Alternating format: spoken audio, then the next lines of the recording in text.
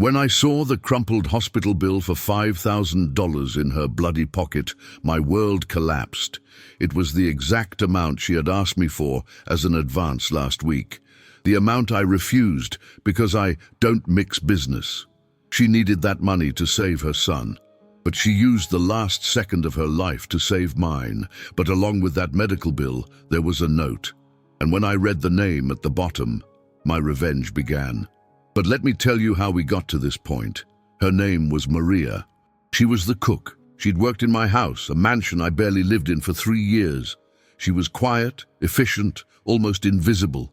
The only one who really saw her was my 6-year-old son, Thomas. He adored her.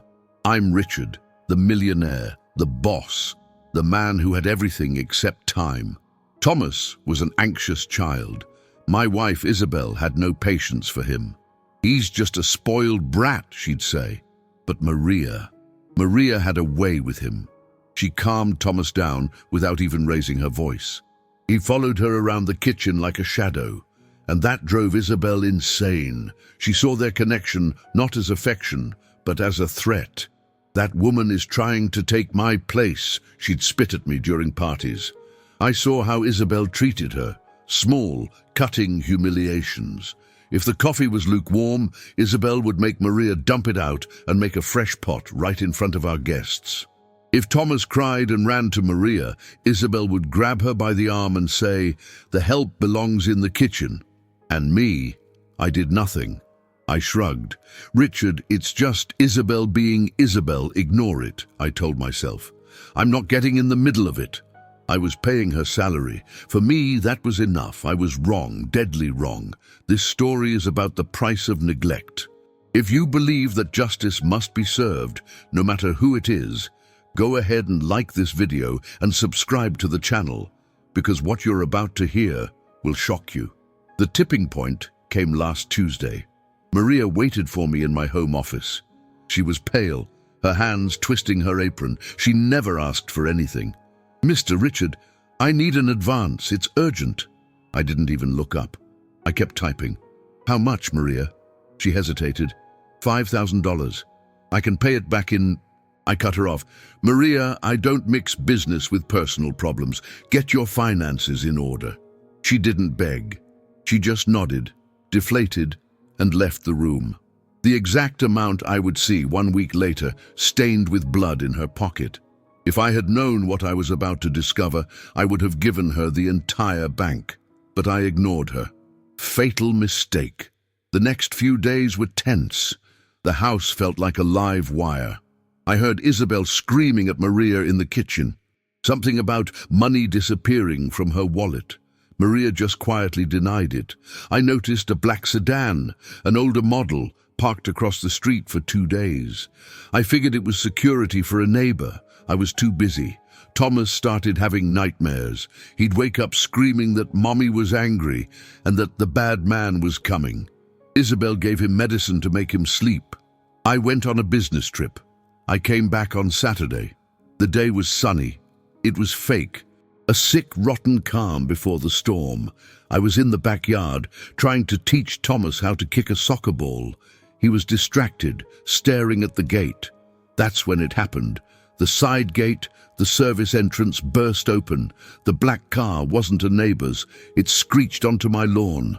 A large masked man jumped out. He didn't ask for money. He didn't announce a robbery. He raised his gun and aimed it straight at my son, straight at Thomas. I froze. The millionaire, the man of action, the king of the market. I couldn't move a muscle. My body locked up. Time stopped. The man shouted, "This is for your silence." My chest seized, my breathing stopped. I saw his finger on the trigger, and then a white blur. Maria. She was bringing a tray of lemonade. She dropped the tray. She didn't scream. She moved. She threw herself in front of Thomas the exact second the shot rang out.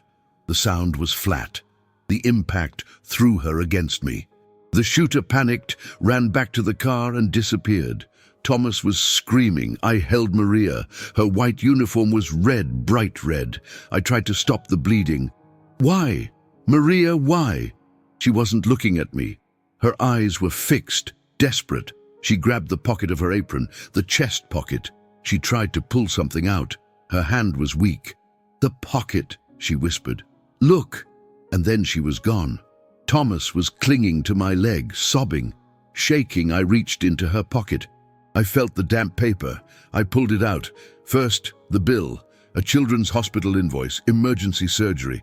Patient, Lucas Miller. Her son, amount $5,000. The bill I had refused to pay. My stomach churned. But there was more. Folded behind the bill was a note, handwritten in Isabel's elegant, slanted script. I read it. "If you tell him about the plan, your son won't make it to the hospital. Stay quiet and no one gets hurt." The air left my lungs. It wasn't a robbery. It wasn't a stray bullet. It was a plan. The shooter wasn't yelling, "This is for your silence," at me. He was yelling it at Maria. In that exact second, the grief wasn't sadness. It was clarity. Ice cold. Isabel. My wife had tried to fake the kidnapping of my own son. And Maria, the invisible cook, found out. And Isabel, my wife, used Maria's sick son to buy her silence. Maria didn't jump in front of a stray bullet. She jumped in front of a bullet meant to silence a witness. She had no idea what was about to happen. The ambulance siren was distant. My brain, once frozen, was now in war mode. I scooped up Thomas, handed him to the gardener who came running. "Take him inside. Lock his bedroom door. Don't open it for anyone. Anyone." I grabbed my phone. First call, my head of security. "Anthony, code red. Lock down the property. No one in, no one out, especially my wife. Deactivate her keycards, now." Second call, my lawyer. "Morris, freeze all joint accounts." All of them. "And prepare the divorce papers. Contested. Grounds, attempted murder." Third call. The police chief I played golf with. "Chief Davis, I need you at my house. Now. Bring forensics. I have proof of a murder conspiracy. The person responsible is Isabel." I put the note and the bill in my own pocket. Maria's blood was on them. Evidence. I walked into the house. The silence was deafening. Isabel was in the living room. She was holding a glass of whiskey. Her hand was trembling. She was acting badly. "Richard! Oh my God, I heard the shot! Thomas! Where is Thomas? Is he hurt?" I stopped 10 feet from her, cold. "He isn't, but Maria is." The relief that washed over her face was almost imperceptible. Almost. "The cook? Oh, what a shame. But Thomas is okay, that's what matters, right?" I walked to the coffee table. I took the bloody note and threw it down in front of her. "The plan went wrong, Isabel. If you are feeling the rage I felt in that moment, if you believe that justice is the only answer for a betrayal of this magnitude, hit that like button and subscribe. You need to see how this ends." Isabel looked at the note. The whiskey spilled from her hand. Her pale face turned grey. She tried to speak. I don't know what you're talking about. What note is that?" "The note you used to blackmail the woman who just died saving my son. The note that proves you set this all up." "You're insane," she shrieked. "It was a robbery. You think I think you owe $500,000 to illegal bookies," I said calmly. She froze. "I didn't know," I continued.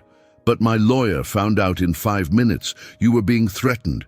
So you created a plan, fake Thomas's kidnapping, demand a $10 million ransom from me. You used that idiot cousin of yours as the shooter. But Maria heard.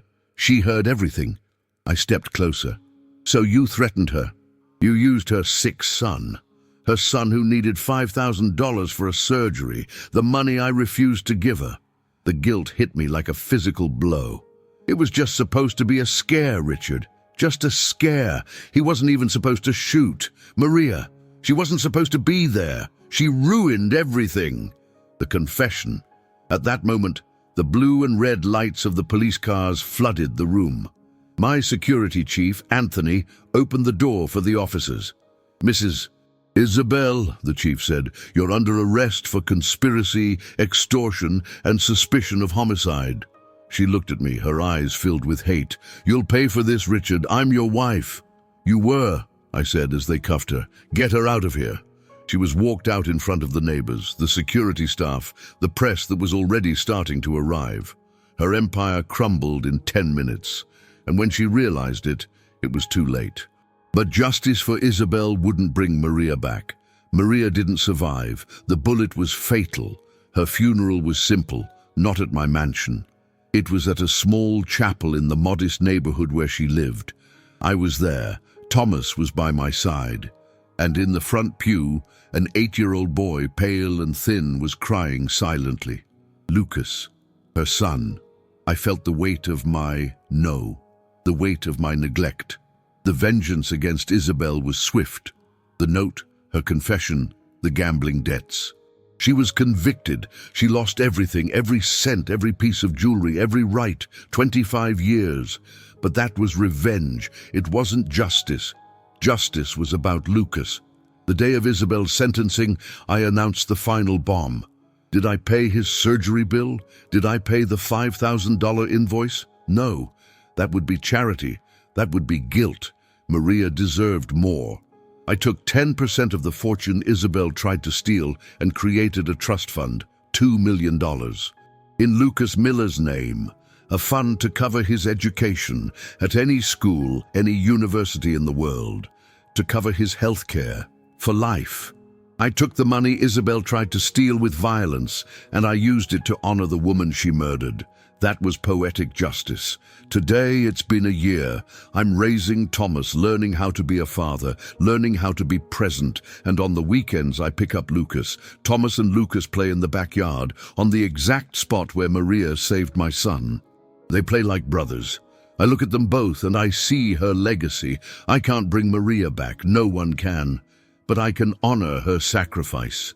I learned that neglect is a weapon as deadly as a bullet, and that true loyalty isn't paid with a salary. It's paid with respect. It's paid with justice. If you've ever felt invisible at your job, even when you were giving it your all, you understand what Maria went through.